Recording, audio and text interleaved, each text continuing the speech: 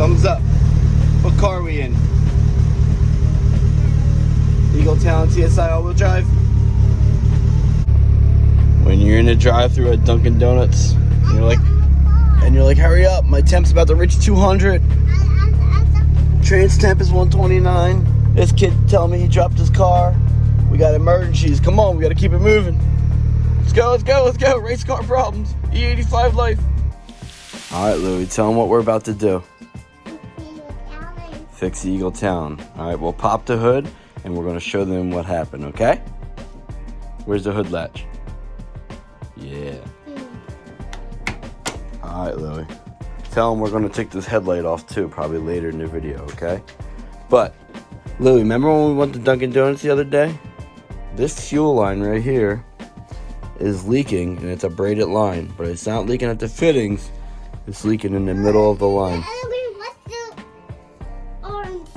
That's the blow-off valve for the turbo. It's the blow-off valve. It's vroomsh, vroomsh.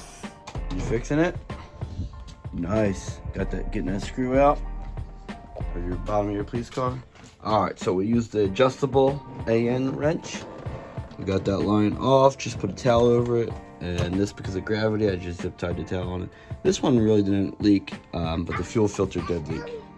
And so yeah, it leaked like in the middle of this braid. You could actually smell it right in the middle. It smelled like straight fuel. There's no really signs of holes, but it doesn't take much to leak, right? So we're gonna take this to RH 4-speed, have Martin redo a line. I'll just have him do the same length with the same exact fittings, and we'll go from there. This 90-degree elbow goes to the fuel filter. This, maybe a 45-degree elbow, goes to the fuel line. What? I gotta go in the backyard and play. Go ahead, you are in the backyard. Go play. All right, we're gonna fix the headlight next. Gotta take the air filter off, and then we're gonna get the bolts behind the headlight. Sound good? It's a frosty fall morning here. We got the fuel line secured. RSX is warming up. Let's go. Let's get going here.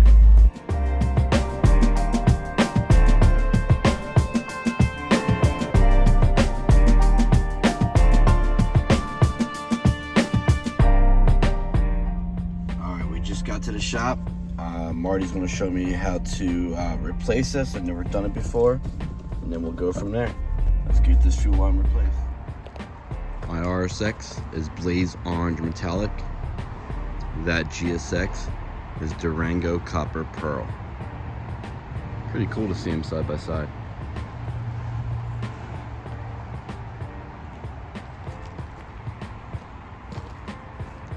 I would have to see it in the sunlight, but they're actually pretty close. This is a pretty rare color for the RSX. It was only offered in the last 2 years, and it was only offered in the Type S spec. This is definitely more rare. Clips GSX Durango copper pearl. It needs some love, but that's an awesome color. All right, we secured the goods. Marty showed me how to do this by putting these in the vibrant vice grips that he has. It's like a attachment for a vice. If you've never seen AN fittings get made, check that out somewhere on the internet. But yeah, I did that real quick. He showed me how to do it, and now we got a black braided line, which I actually think will look better because it has some other black lines on there. So we'll get that back on, and we'll start her up and check for leaks.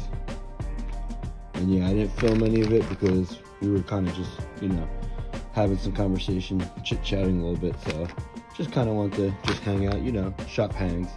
So yeah, just secure the goods from RH 4-speed. Let's get it done.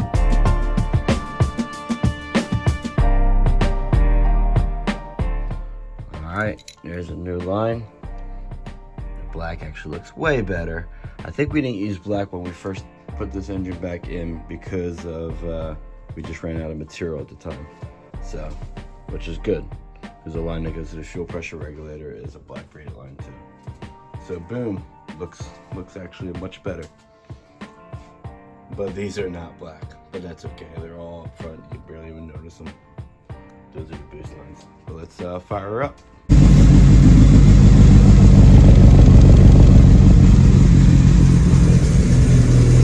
Let's check for leaks.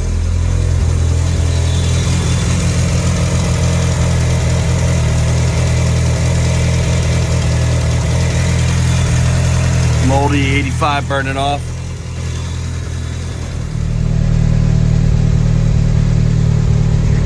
Just checked the engine bay pretty good. I don't see any leaks.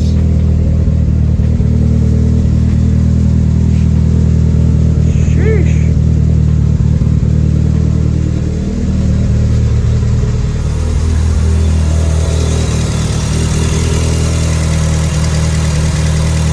Don't feel any leaks, smell any leaks. Alright, so we got the heat gun here, got a couple towels down. Previously I've put this thing in the oven, but I think I'm just going to try and I'm going to pop these clips off with a flathead, and then I'm going to heat up the whole edge and see if I can just kind of slowly work it off. So let's go from there.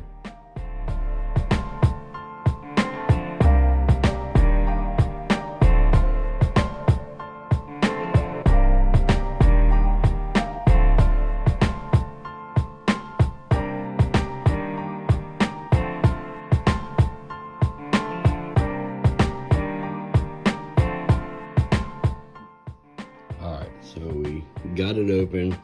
I definitely prefer the oven method much better. Putting the headlights in the oven, I think, is much better. But anyways, you can see all that moisture in there. So I'm gonna wipe all that moisture down and then wipe it off the front of the lens.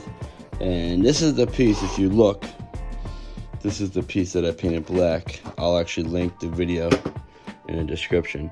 But because that used to be all like a silver color, and that used to have the orange shroud over it, or yeah, orange. So I painted all that black, and I took the orange shroud out of it to make them like just basically all black headlights, and without the orange in it. And I still have the turn signal bulb orange for the proper color. But yeah, so I'm gonna wipe it all down, and then I'm gonna clean these up a little bit. But yeah, I don't suggest doing it this way, because like this tab you can see got beat up. Like it just beats it up more, because you got to kind of work the gun around, and you got to try and kind of pry it. Although I could have probably pried it with something else, like I don't know, something that wouldn't melt, but something a little softer. But I definitely think just putting them in the oven's a better method. But if you do it this way, you just got to be super patient and just really take your time and work it all around. So you just got to start, you pry it from one side, and then you give it heat, and you just kind of do a big circle. So, and then eventually, you know, one headlight could take almost a half hour.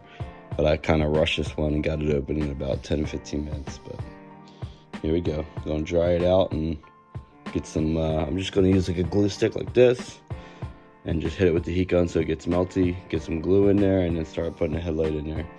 I've seen other people just use like a silicone, you know, like a black silicone. But I kind of had some good luck with this. The only reason this happened is because it's been a while since I've done it, and this car sat outside while we were waiting for the new motor, you know, about a year ago. So it's just something I've been wanting to do for a while, is clean this headlight up. So here we are. Alright guys, I put the headlight back on. I'm kind of disappointed, right? Sometimes YouTube is everybody's highs, never their lows. So on this headlight, if you look, you can see chrome base, black. This one, which still has, I don't know if it's starting to fog up again or what, but that's actually the least of my worries. But the chrome base, and I know you probably could have seen it in the last footage. I tried to wipe it the best that I could, and I thought it was gonna come out better, but I mean, I can't stop looking at it. So this is not a show car, but I like to keep it semi-clean. You know, it's not perfect. It needs a good, you know, good toothbrush type of scrub. But rusty headlights is not something that you know, I want to roll up in. You know, will I drive the car like that? Heck yeah, I'll drive the car, because now the car is drivable. So this video was good because we're no longer leaking fuel. That's the important part, right? I could live with a headlight. But I might grab a used pair of headlights off of like Marketplace or, you know, DSM Nation Facebook group, and just do a whole new set of headlights. I'll put a link in the description below when I did these headlights, like, I don't know, 7 years ago, 8 years ago, 10 years ago. But I might be doing that all over again to a nice new set, because these things are kind of janky anyways. If not, I would probably end up painting these, and who knows if they'll hold up.